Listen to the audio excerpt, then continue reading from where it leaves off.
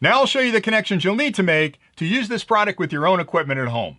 For this demonstration, I have 3 media players here, each of which is displaying a different image, and I have a laptop set up down here. Those are my 4 input devices. Over here I have a monitor, that's my output device, and it's where I'll display those 4 media sources and show you how you can step through the different modes on how they're displayed on the screen. Now the first connections I'll make are the 4 input devices, and I've already connected up HDMI cables to them, and I'll connect these to the back of the unit on input number 1, input number 2, input number 3, and finally input number 4.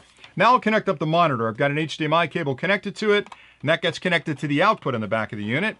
And you'll notice there's an HDMI connection and a VGA connection as well. So you can actually use an older monitor, or you can use one of the newer ones with an HDMI connection, or you can connect up 2 monitors at the same time to display those images. Now we're all set and ready for power.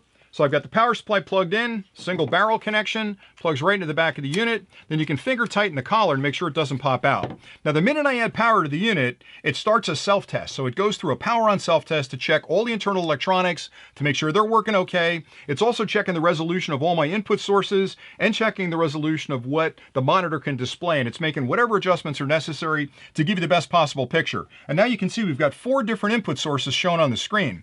Now a couple of things you can do here. I'll start with the mode switch. So right now I've got them set up in sort of a 2x2 pattern. If I tap the mode switch, it now has 2 in the middle and 2 on either side.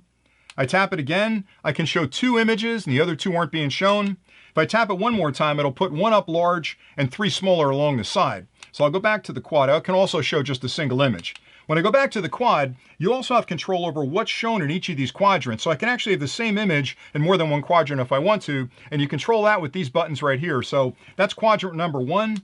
You can see that I can switch through the 4 inputs and decide what I'm going to show there. I'll leave it on game console. Now I'll switch input number 2.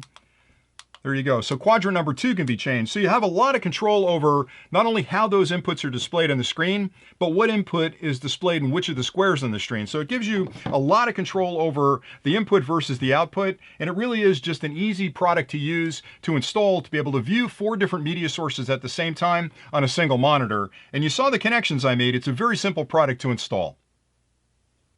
I hope you found this overview of the HD-401MV helpful. It really does provide a very simple way of combining the output from up to 4 different HDMI media sources onto a single monitor. And the fact that it provides audio extraction capabilities allows you to take the audio from the selected stream and send that to an audio system for that full theater experience. And finally, it provides both HDMI and VGA output, so you can run 2 monitors on it simultaneously. Now everything you need to get started is included with the kit, and with a few simple connections you can be up and running in no time. So until next time, thanks for watching.